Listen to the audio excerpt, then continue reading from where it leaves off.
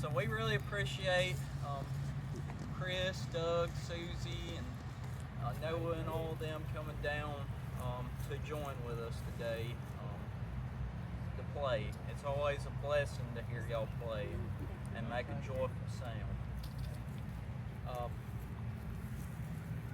As we're about to start, I'd like to introduce, it's a blessing to see so many familiar faces out here today with friends and family.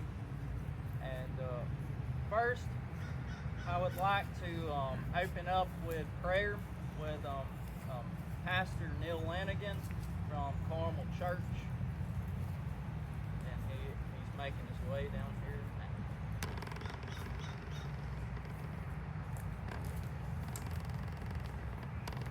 Let's pray. Heavenly Father, thank you for a beautiful spring day and this opportunity of coming together to honor a local hero who exemplified what her son Jesus said about those who loved. He did indeed give his life for his family and his friends. So we honor his memory. We pray that his peace will rest with you.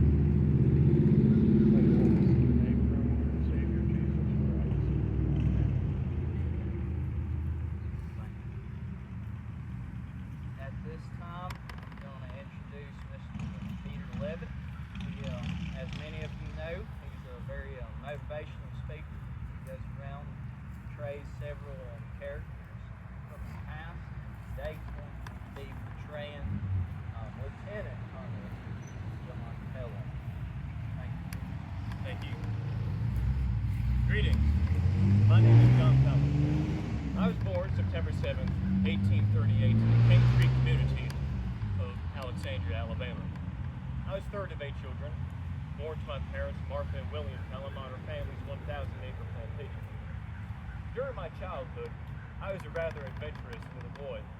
One time I was caught riding our neighbor's milk cow, and unfortunately I rode that cow till it ran dry.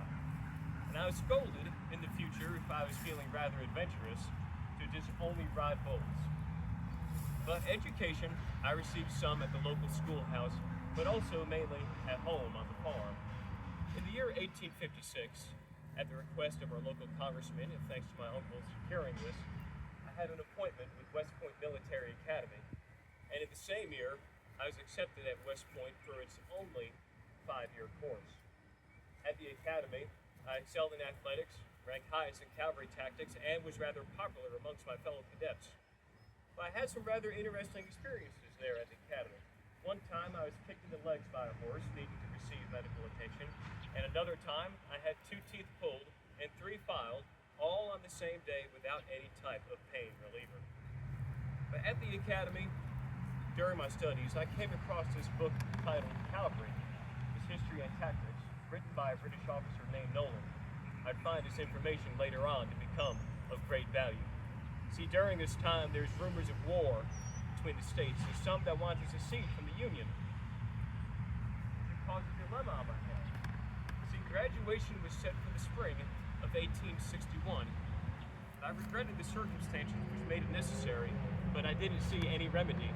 Alabama seemed determined to leave the Union before the middle of January, and I thought it would be dishonorable of me to withhold my services when they will be needed most.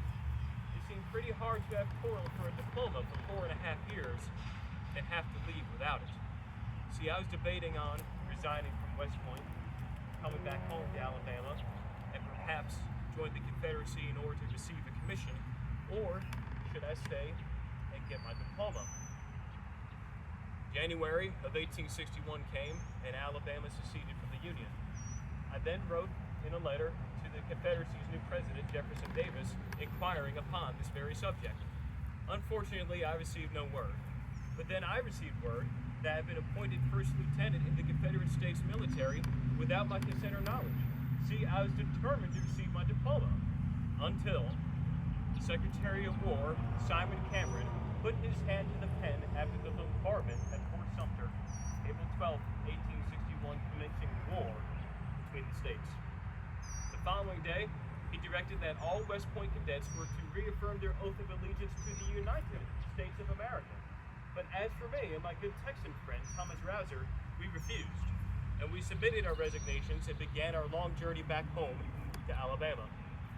Immediately upon arrival back in the Cane Creek community, we began to drill some of the new recruits and volunteers from the area of Jacksonville and Alexandria. We were the Alexandria Rifles, or Company D, underneath the Alabama 10th Regiment, General John H. Forney. A little training was done, and we made our way to the town square in Jacksonville at the courthouse, where many other men ready to join the Confederacy gathered, as we said our farewell